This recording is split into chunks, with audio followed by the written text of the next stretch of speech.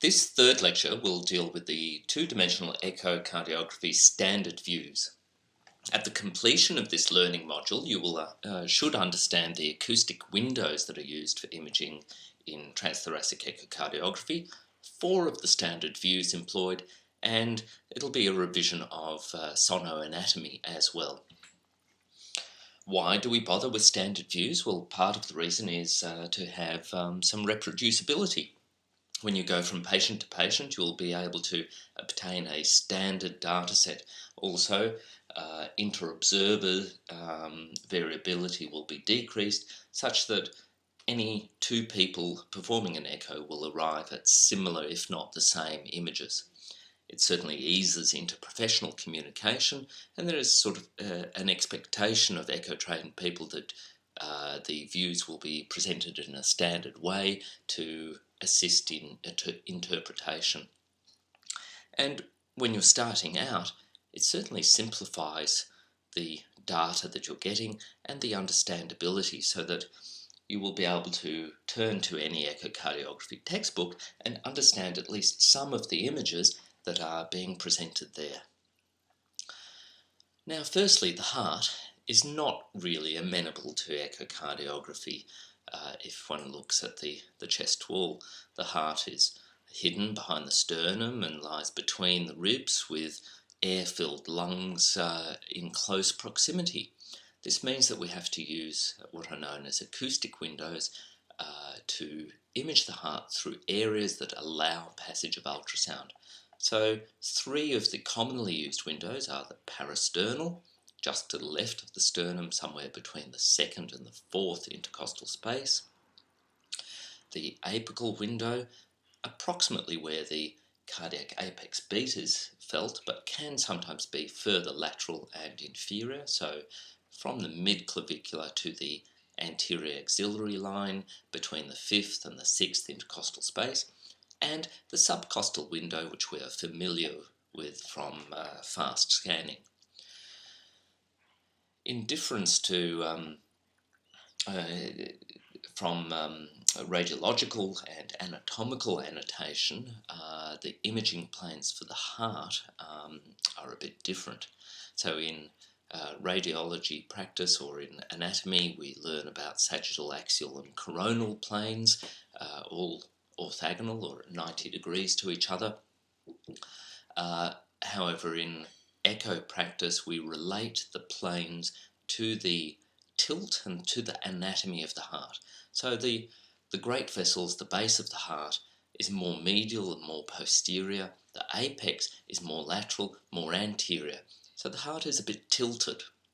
Because of this, we refer to short, long and 4-chamber planes. The short axis is approximately in the atrioventricular groove and runs through the fibrous skeleton of the heart around the level of the valves.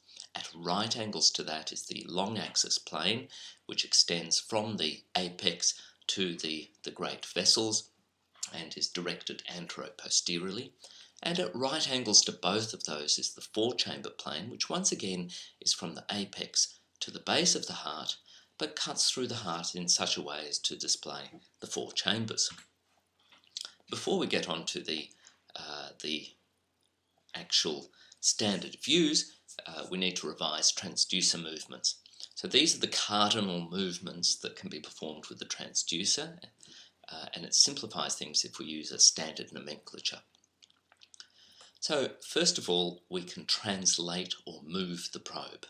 This is where the angle the probe makes to the skin stays constant, but the position on the body is changed. So one can move the probe superiorly towards the head, inferiorly towards the feet, left, right, medial, lateral. The next movement is a tilt or sweep. This is where the angle of the transducer is changed, but the position remains constant. The angle is changed by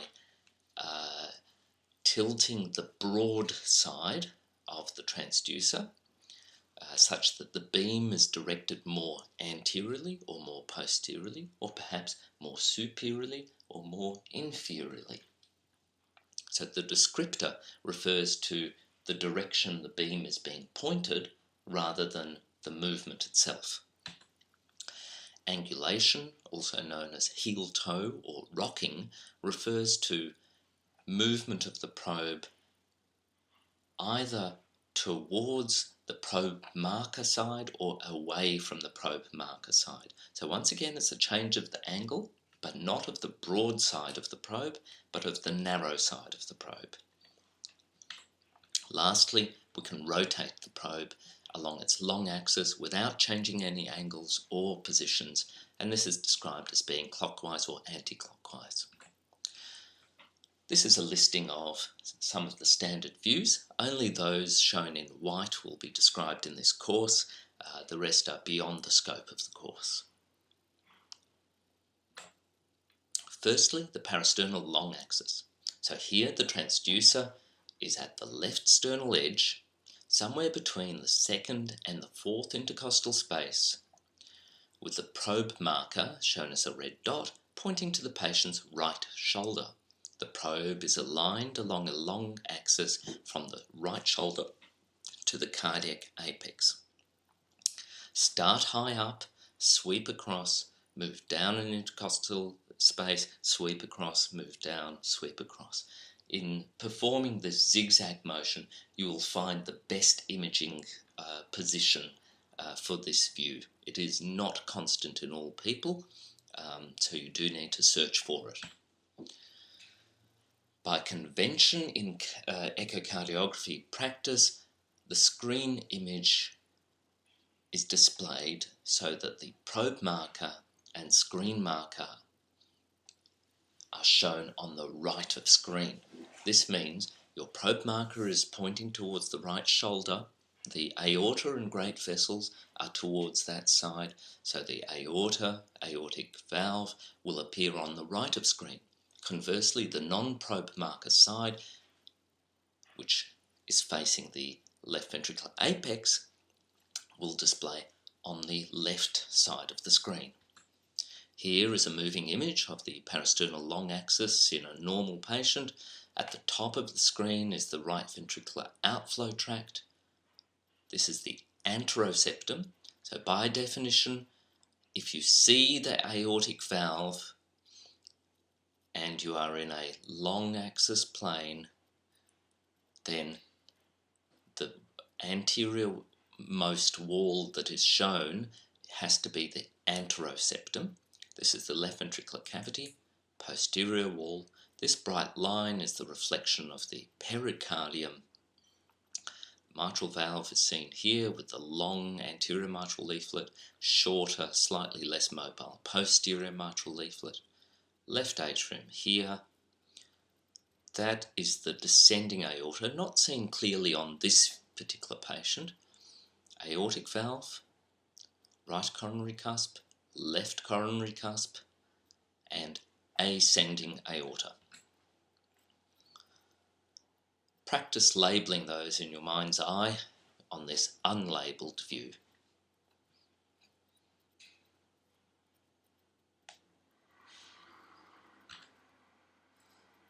This next image is a zoomed up view of the left ventricular outflow tract. So here we have the left ventricular chamber, anteroseptum, posterior wall, mitral valve, anterior mitral leaflet, posterior mitral leaflet, and this is the left ventricular outflow tract formed by the anterior mitral leaflet and the basal anteroseptum just before reaching the aortic valve.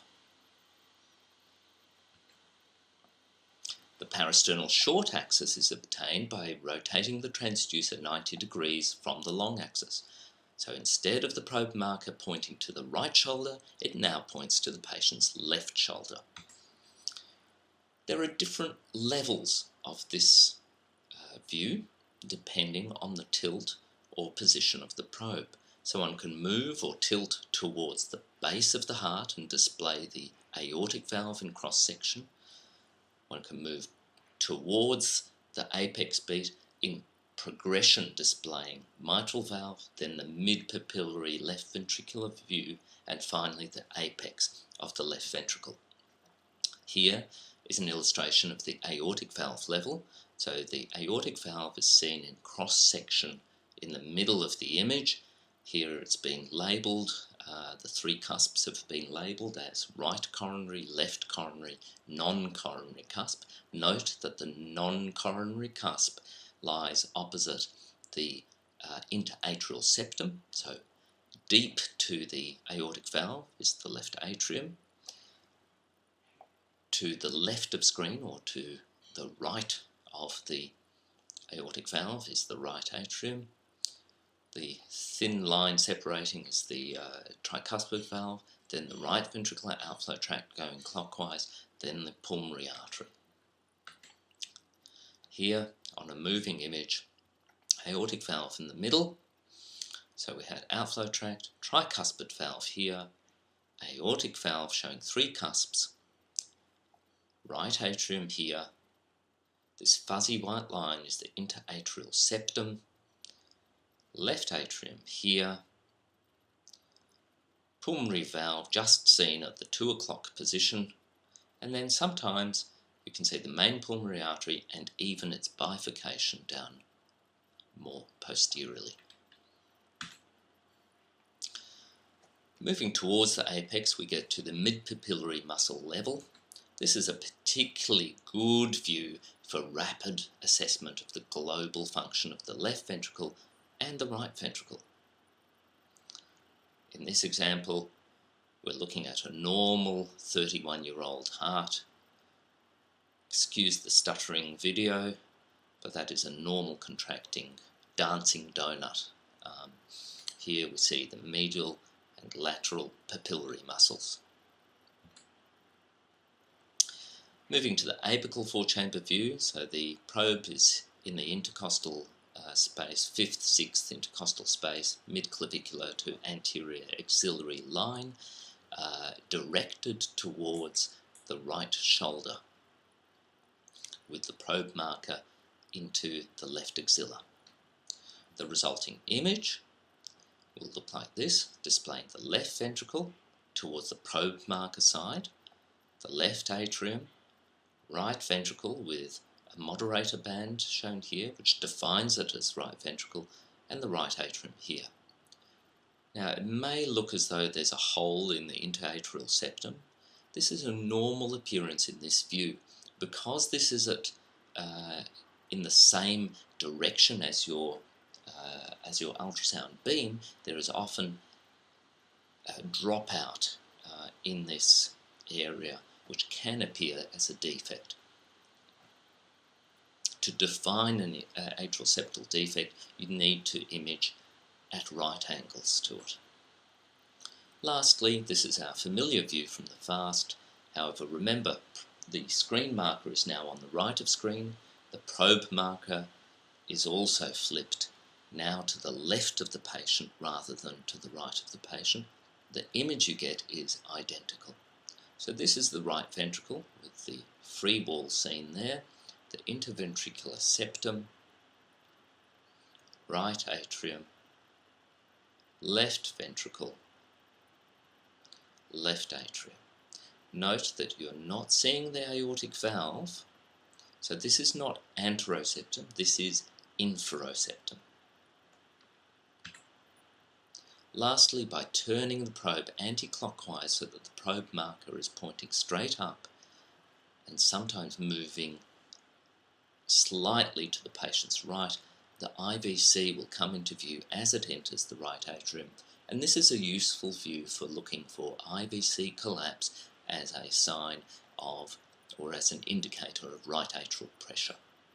So lastly, we've provided an overview of the standard cardiac views.